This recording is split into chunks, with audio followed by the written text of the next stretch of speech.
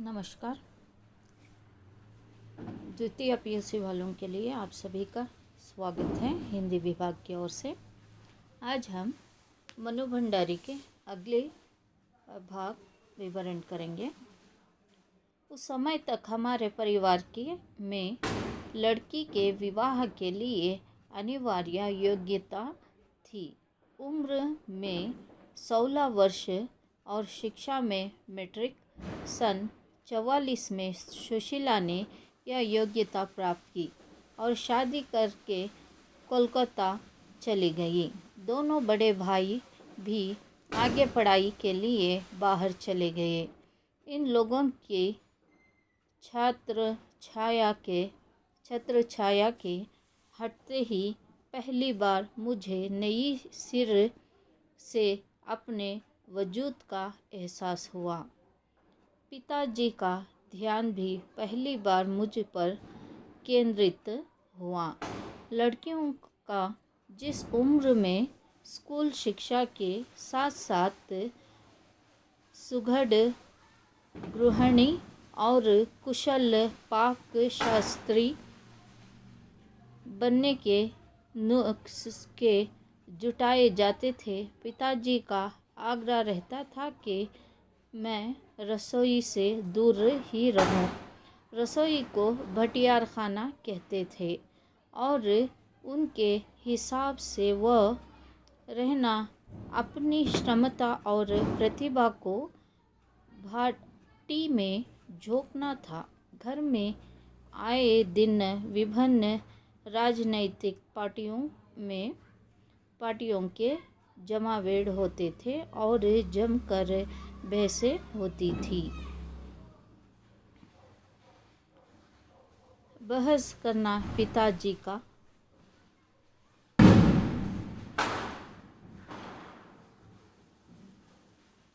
प्रिय शगल था। चाय पानी या नाश्ता देते जाती तो पिताजी मुझे भी वही बैठने को कहते। वे चाहते थे कि मैं भी वही बैठूं, सुनूं और जानूं कि देश में चारों ओर क्या कुछ हो रहा है। देश में हो भी तो कितना कुछ रहा था। सन 42 के आंदोलन के बाद से तो सारा देश जैसे खोल रहा था, लेकिन विभिन्न राजनीतिक पार्टियों की नीतियां, उनके आपसी विरोध या मतभेद की तो मुझे दूर दूर तक कोई समझ नहीं थी। हाँ, क्रांतिकारियों और देशभक्त शहीदों के रोमानी आकर्षण, उनकी कुर्बानियों से ज़रूर मन आक्रांत रहता था। यहाँ पर मनु भंडारी जी कहते हैं, जिस तरह से उनके घर परिवार में जैसे लड़की 16 वर्ष की होती है और मैट्रिक यानी 10th स्टैंडर्ड पास हो जाती है, तब उस घर में उस लड़की का ब्याह कर देते हैं और वो ससुराल के ऊपर डिपेंड होता है कि वो पढ़ाना चाहते हैं या घर पर का गृहस्थी को संभालने के लिए लड़की को कहा जाता है। तो वैसे ही उनकी बहन सुशीला, जो इनसे 2 वर्ष की बड़ी थी, पर उसका भी 10th पास होने के बाद, यानी मैट्रिक कहते थे उस समय, और मैट्रिक पास होने के बाद जैसे उसका ब्याह हो जाता है, ब्याह होने के बाद वो अपने घर परिवार यानी कोलकाता चले जाती है। फिर उसी के अनुसार इनके 2 बड़े भाई रहते हैं, पर वो अपनी पढ़ाई के लिए किसी और देश को यानी चले जाते हैं, जो आगे की शिक्षा प्राप्त करने। तो समय मन्नू, उनके पिता और उनकी माता, अब ये तीनों ही इस परिवार में रहने लगे। तब इनके पिता, जो बचपन से मन्नू को उतना प्रेम न लगन न उतनी ध्यान दिया करते थे, अब उनका मन परिवर्तन होने लगा और वो कहने लगे कि जिस तरह से लड़की को गृहिणी यानी एक घर संभालने का और रसोई घर का जब उसे जुड़ जाता है तो उसका मन पढ़ाई में नहीं लगता, तो मन्नू को रसोई घर से दूर रहने के लिए आगरा यानी उन्होंने कंडीशन किया कि मन्नू को रसोई घर से दूर रखा करें। रसोई घर को दूसरा नाम भटियार खाना भी कहा गया है। भटियार खाना यानी भट्टी, भट्टी यानी आग, आग यानी गर्मी निकलने वाली जगह, यानी एक पेट की आग को बुझाने के लिए आग में पका हुआ भोजन को खाया जाता है, उसे भटियार खाना कहते हैं, यानी रसोई घर, रसोड़ा। तो इस तरह से कार्य वो करने लगे। तो फिर मन्नू जिस तरह से अब वो अपने घर में, जिस तरह से उनके पिता के कुछ दोस्त आते, यानी राजनीति की पार्टियों के, जो जब चर्चा करते तो उस समय सन 1942 में आंदोलन चारों तरफ से बहुत सा, जिस तरह से राजनीति की पार्टियों में एक दूसरे में मतभेद, विरोध होने लगा था, तो विरोधियों के आधार पर, शहीदों के आधार पर, क्रांतिकारियों के या देशभक्तियों के आधार पर यहाँ पर कहा गया है, जैसे क्रांतिकारी हो, देशभक्ति हो या शहीद हो, तो इन सारी चीज़ों को जिन्होंने हमारे देश को आगे बढ़ाने के लिए जो कुर्बानियाँ देकर हैं, वो सारी चीज़ें चर्चा में हो रही थी। मन्नू जब चाय पानी या फिर नाश्ता लेकर जाती तो उनके पिता कहते कि तुम यहीं पर बैठो और ध्यान से सुनो। मन्नू को उस समय यानी राज्य की कुछ चीज़ें समझ में आती और कुछ चीज़ें कुछ पता ही नहीं चलती थी।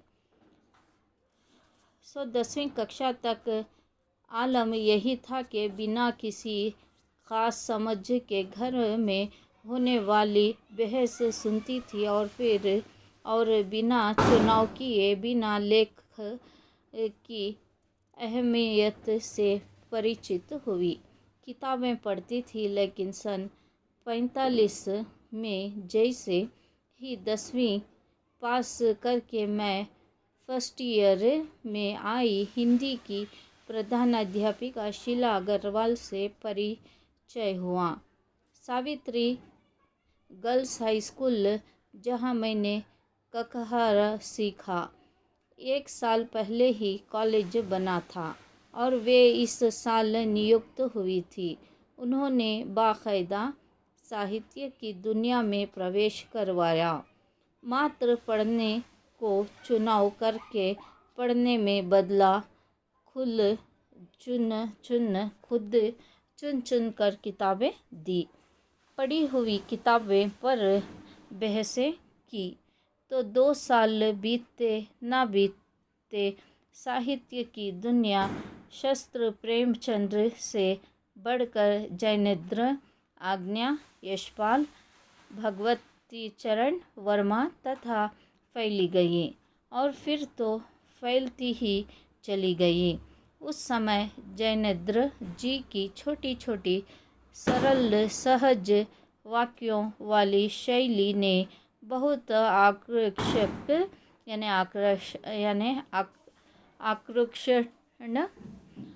किया था। सुनती उपन्यास बहुत अच्छा लगता था। आज्ञा जी का उपन्यास शेखरम एक जीवनी पढ़ा ज़रूर, पर उस समय वह मेरी समझ में सीमित दायरे में समा नहीं पाया था। कुछ सालों बाद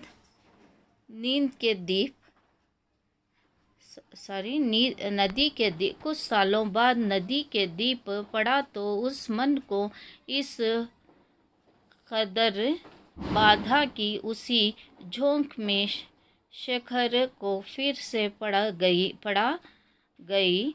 इस बार कुछ समझ के साथ, यह शायद मुलायों के मथन का गुण था। पाप पुण्य, नैतिक अनैतिक, सही गलत के बिना बनाई धारणाओं के आगे प्रश्न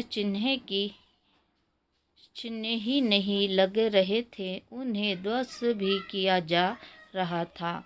इसी संदर्भ में जैनेन्द्र का त्यागपत्र भगवती बाबू का चरित्र लेख पढ़ा और शीला अग्रवाल के साथ लंबी लंबी बहसें करती हुई उस उम्र में जितना समझ सकती थी समझा। यहाँ पर यानी मनु भंडारी जी कहते हैं, जब उनके पिता उन्हें रसोई से रोकते गए और फिर उनके यहाँ पार्टियाँ आती थी जैसे राजनीति के लोग, तो बहस सुनते रहे। तो फिर वो 10th को यानी 10वीं कक्षा को जाते हैं। तो वहाँ पर पास होने के बाद वो जैसे फर्स्ट ईयर पीयूसी यानी कॉलेज को जाते हैं, उस समय वहाँ की प्रिंसिपल यानी अध्यापिका, प्रधान अध्यापिका का अर्थ है प्रिंसिपल, वो उन्हें बहुत सी पुस्तकें यानी फर्स्ट ईयर में उन्हें इतिहास के आधार पर बहुत सी पुस्तकें चुनकर देते हैं और वो जैसे पढ़ते हैं कुछ समय में समझ में नहीं आता, उसके बाद धीरे धीरे उन्हें समझ में आता है। पर बहुत से लेखक के जो महान लेखक हैं उनके उपन्यास कविताएं सुनते हैं, पर इन्हें कुछ समय के बाद जयेंद्र की कुछ कविता यानी नदी के दीप, उसमें बहुत सी चीज़ें इनके मन को छू जाती है।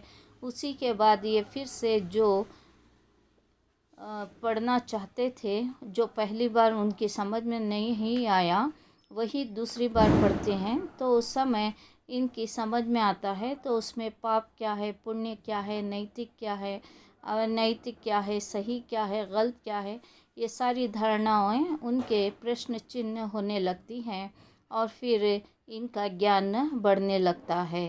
तो इसी तरह ये जैसा ज्ञान बढ़ाती हैं वो अपने प्रिंसिपल को सुनाई देती है। धन्यवाद।